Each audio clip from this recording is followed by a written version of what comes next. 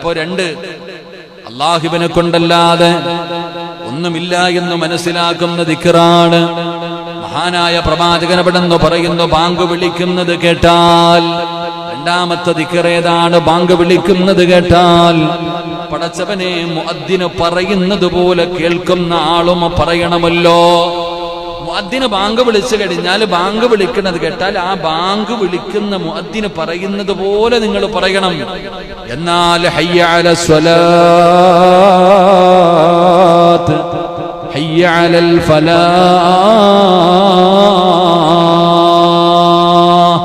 ഹയ്യ അലസ് സ്വലാത്ത് എന്ന് പറയുമ്പോ അവിടെ വരുമ്പോ എന്താ പറയുക? ലാ ഹൗല വലാ ഖുവത ഇല്ലാ ബില്ലാഹ്.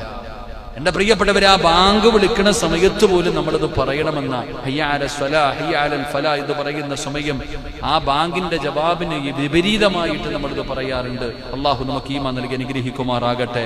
ലാ ഹൗല വലാ ഖുവത ഇല്ലാ ബില്ലാഹ് എന്ന കലിമത്തിന്റെ അസ്സലാമു അലൈക്കും. എല്ലാവരും റാത്തല്ലോ. ഇതെൻ്റെ യൂട്യൂബ് ചാനലാണ്. നല്ല നല്ല വിഷയമാണ്. എല്ലാവരും വീഡിയോ പൂർത്തി നോക്കണം. നല്ല നല്ല വാദമാണ്. സിറാജ് ഖാസിമിൻ്റെ വാദമാണ്. എല്ലാ വാദമുണ്ട്. പിന്നെ എല്ലാവരും സപ്പോർട്ട് വേണം. പൂർത്തി നോക്കണം വീഡിയോത്തിന്. പിന്നെ നല്ല നല്ല വിഷയൻ്റെ വാദമാണ്. എല്ലാം പൂർത്തി നോക്കണം, ഷെയറാക്കണം, സപ്പോർട്ട് വേണം. എൻ്റെ വീഡിയോ കുറച്ച് വീഡിയോത്തിൻ്റെ ടൈം കംപ്ലീറ്റ് ആയിട്ടാണ്. പിന്നെ എല്ലാം ഇതും എല്ലാവരും പൂർത്തി വാദം നോക്കുന്നില്ല. നല്ല നല്ല ബിസിൻ്റെ വാദമാണ്. വേറെ എല്ലാവരും ഷെയർ ആക്കണം. സപ്പോർട്ട് മെയിൻ വേണ്ടത് നിങ്ങൾക്ക്. നല്ല നല്ല വാദം ഉണ്ടല്ലേ ആണ്.